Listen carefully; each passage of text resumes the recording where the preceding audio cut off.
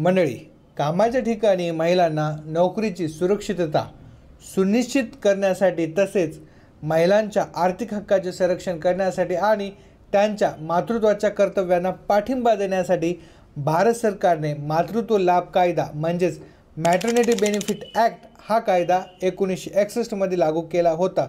म्हणून या कायद्याला मॅटर्निटी बेनिफिट ॲक्ट 1961 असे म्हटले जाते। परंतु मंडळी, मॅटर्निटी बेनिफिट ॲक्टमध्ये वेळोवेळी सरकारने महिलांच्या कल्याणासाठी या कायद्यामध्ये बदल केलेले आहेत।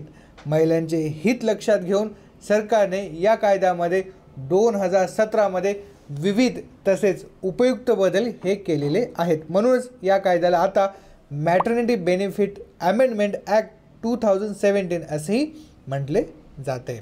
मंडळी, या व्हिडिओमध्ये आपण आज जाणून घेणार आहोत या कायद्याबद्दल सविस्तर व महत्त्वाची माहिती जशी की या कायद्याचे नियम पात्रता अटी व फायदे अशी संपूर्ण माहिती पाहणार आहोत। नमस्कार मंडळी, मी निलेश पुंड, तुम्ही पाहत आहात अरुणा फाउंडेशन यूट्यूब चॅनल। चला तर व्हिडिओ सुरू करूया।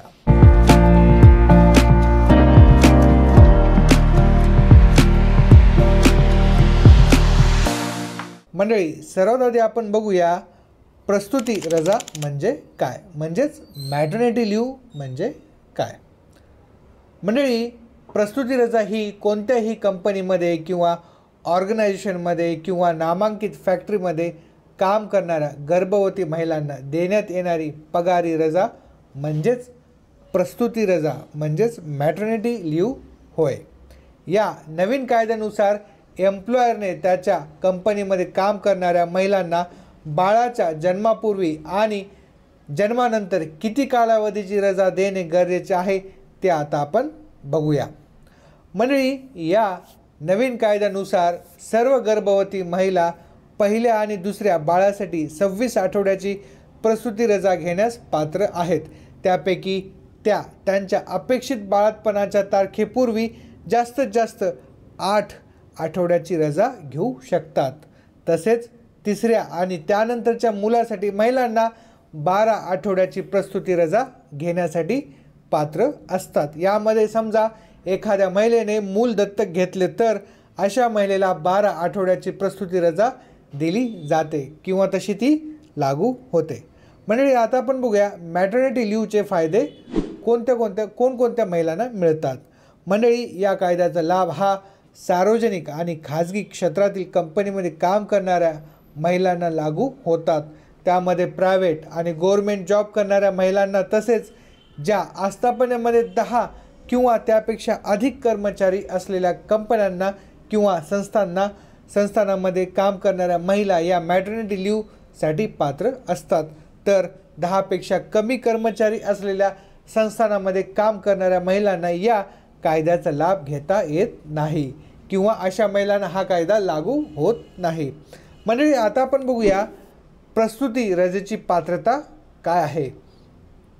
मंडळी, या कायद्यानुसार एखाद्या महिलेला प्रसूती रजाचा लाभ तेव्हाच घेता येतो जेव्हा तिच्या अपेक्षित प्रसूती तारखेच्या 12 महिन्यापूर्वी किमान 80 दिवस तरी कंपनीमध्ये किंवा इतर संस्थेमध्ये काम केले असेल, तेव्हाच अशी महिला या प्रसूती रजेसाठी पात्र होते।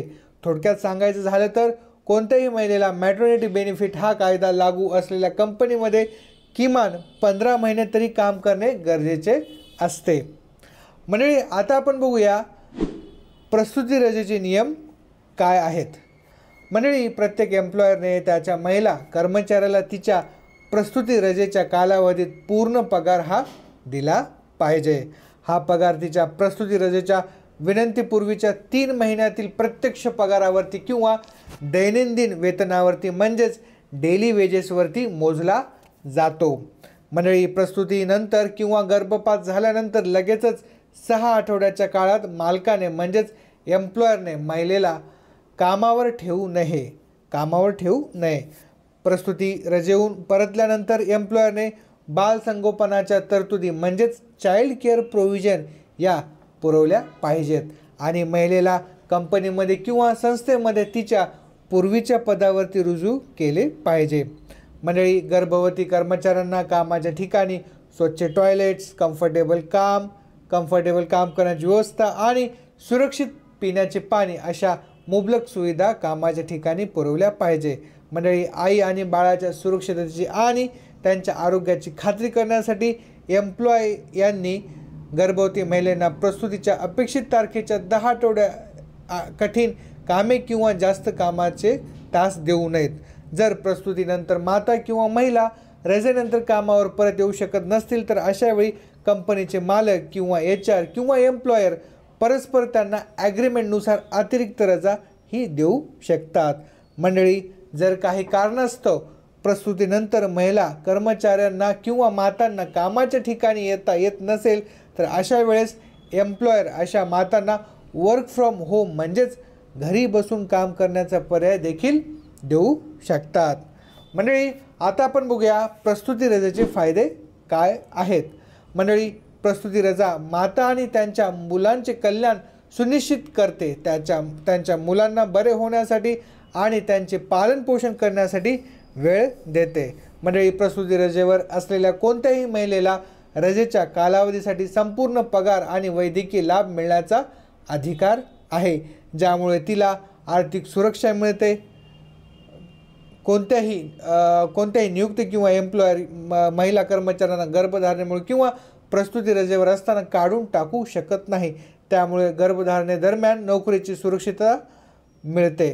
प्रसूती रजा नवीन मातांना बाळातपणातून बरे होण्यासाठी आणि त्यांच्या आरोग्याची शारीरिक काळजी घेण्यासाठी वेळ देते. तर मंडळी, ही होती मॅटर्निटी बेनिफिटबद्दल संपूर्ण माहिती. मी आशा करतो की ही माहिती तुम्हाला आवडली असेल. जर माहिती आवडल्यास मंडळी व्हिडिओला लाईक करा आणि जास्तीत जास्त शेअर करा. आणि ह्या माहिती संदर्भामध्ये तुम्हाला तुमच्या काही प्रश्न किंवा प्रतिक्रिया असतील तर तुम्ही आम्हाला कमेंट बॉक्समध्ये कमेंट करा. भेटूया पुढच्या नवीन अशाच व्हिडिओमध्ये. धन्यवाद.